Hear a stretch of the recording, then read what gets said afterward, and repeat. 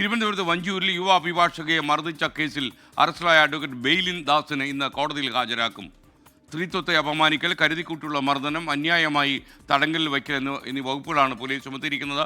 സ്ത്രീത്വത്തെ അപമാനിക്കുന്ന ഒരു ജാമ്യമില്ലാ വകുപ്പ് മാത്രമേ അദ്ദേഹത്തിനെതിരെ ചുമത്തിയിട്ടുള്ളൂ. ജൂനിയർ അഭിഭാഷകയായ അഡ്വക്കേറ്റ് ശ്യാമിലിയെ ബോധപൂർവം ആക്രമിച്ചതല്ലെന്നാണ് അഡ്വക്കേറ്റ് ബെയിലിൻ മൊഴി നൽകുന്നത്. മാത്രമല്ല, ബാർ അസോസിയേഷൻ സെക്രട്ടറി പോലെയുള്ള ചില ആളുകൾ അദ്ദേഹത്തെ ന്യായീകരിക്കാനും രംഗത്ത് വന്നു.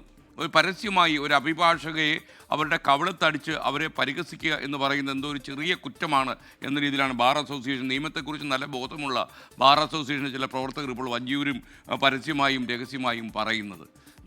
നമ്മളെപ്പോഴും ഓർക്കേണ്ട ഒരു കാര്യം, ചില ആളുകൾ പറയുന്നത് പോലെ മറ്റുള്ളവർക്ക് സംഭവിച്ച ദുരന്തങ്ങളാണെങ്കിൽ അത് നമുക്ക് വെറും കഥകൾ മാത്രം. എന്നാൽ അവരനുഭവിക്കുന്ന, ആ സമയത്ത് അനുഭവിക്കുന്ന മാനസിക വ്യഥ, അവരുടെ ഈ ജനങ്ങളിൽ നിന്ന് ലഭിക്കുന്ന പരിഹാസം, കുട്ടികളുടെ മുഖത്ത് നോക്കാനുള്ള ബുദ്ധിമുട്ട്, ഇങ്ങനെയുള്ള ഒരുപാട് കാര്യങ്ങൾ ഇദ്ദേഹത്തിന് പിൻബലം നൽകാൻ കച്ചകെട്ടി ഇറങ്ങിയിരിക്കുന്ന ഈ കൊച്ചു വക്കീലന്മാർ ആലോചിക്കണം എന്നാണ് എനിക്ക് പറയാനുള്ളത്.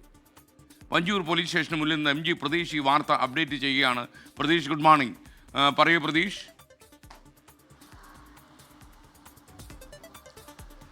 SKN, good morning. Advocate Bailin ദാസിനെ ഇന്ന് രാവിലെ കോടതിയിൽ ഹാജരാക്കും. മുൻകൂർ ജാമ്യാപേക്ഷ ബെയിലിൻ ദാസ് നൽകിയതിന് പിന്നാലെ ഇന്നലെ രാത്രിയോട് കൂടിയാണ് ഈ തിരുവനന്തപുരം സ്റ്റേഷൻ കടവിൽ നിന്ന് ബെയിലിൻ ദാസിനെ പോലീസ് കസ്റ്റഡിയിലെടുക്കുന്നത്. തുമ്പ പോലീസിൽ നിന്നുള്ള സംഘമാണ് ബെയിലിൻ ദാസിനെ ഈ ഒളിവ് സങ്കേതം മാറുന്നതിനിടെ കസ്റ്റഡിയിലെടുത്തത്. നിലവിൽ ഞാനിപ്പോൾ ഉള്ള വഞ്ചിയൂർ സ്റ്റേഷനിലാണ് ബെയിലിൻ ദാസ് ഉള്ളത്. ഇന്നലെ ബെയിലിൻ ദാസിനെ വൈദ്യപരിശോധനയ്ക്ക് ഹാജരാക്കിയിരുന്നു. ഈ തിരുവനന്തപുരം DCPയുടെ നേതൃത്വത്തിൽ നടന്ന ചോദ്യം ചെയ്യലിൽ ബെയിലിൻ ദാസ് നൽകിയ വിശദീകരണം ബോധപൂർവമായി മർദ്ദിച്ചതല്ല, ഓഫീസുമായി ബന്ധപ്പെട്ട ചില തർക്കങ്ങൾ അല്ലെങ്കിൽ പ്രശ്നങ്ങൾ ഉണ്ടായിരുന്നു, അങ്ങനെ അപ്രതീക്ഷിതമായി സംഭവിച്ച ഒരു മർദ്ദനമാണ് ഉണ്ടായത് എന്നതാണ് ബെയിലിൻ ദാസിന്റെ വിശദീകരണം. മുൻകൂർ ജാമ്യാപേക്ഷയിലും ഈ വാദങ്ങളായിരുന്നു ബെയിലിൻ ദാസ് പറഞ്ഞിരുന്നത്. അതേ വാദങ്ങൾ തന്നെയാണ് ചോദ്യം ചെയ്യലിലും ബെയിലിൻ ദാസ് ആവർത്തിച്ചിരിക്കുന്നത്. നേരത്തെ SKN സൂചിപ്പിച്ചതുപോലെ തന്നെ 3 പ്രധാന വകുപ്പുകളാണ് ഈ അഭിഭാഷകനെതിരെ ചുമത്തിയിരിക്കുന്നത്. സ്ത്രീത്വത്തെ അപമാനിക്കൽ, ഒപ്പം അന്യായമായി തടങ്കൽ വയ്ക്കൽ, കയ്യേറ്റം ചെയ്യൽ എന്നീ വകുപ്പുകളാണ്. ഇതിൽ സ്ത്രീത്വത്തെ അപമാനിക്കൽ വകുപ്പാണ്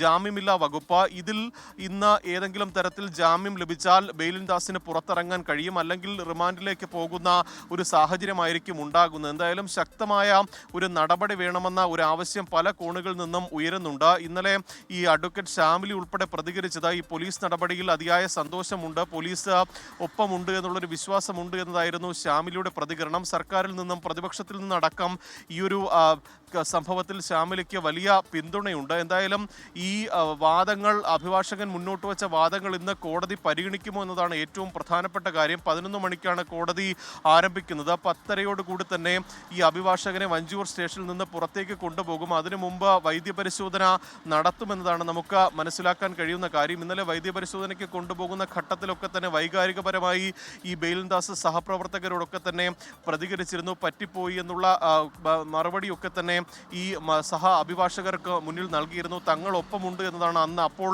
ഈ ബെയിലിൻ ദാസിനോട് മറ്റ് അഭിഭാഷകർ പറഞ്ഞ കാര്യം. എന്തായാലും ഇന്ന് ഈ കോടതി പരിഗണിക്കുമ്പോൾ ബെയിലിൻ ദാസിന്റെ വാദങ്ങൾ കോടതി തള്ളുമോ കൊള്ളുമോ എന്നതാണ് ഏറ്റവും നിർണായകരമായ കാര്യം. എന്തായാലും ശക്തമായ നിയമ നടപടിയുമായി മുന്നോട്ട് പോകുമെന്നാണ് ശ്യാമിലിയുടെ കുടുംബം ഈ നിമിഷവും പറയുന്നത്. SK.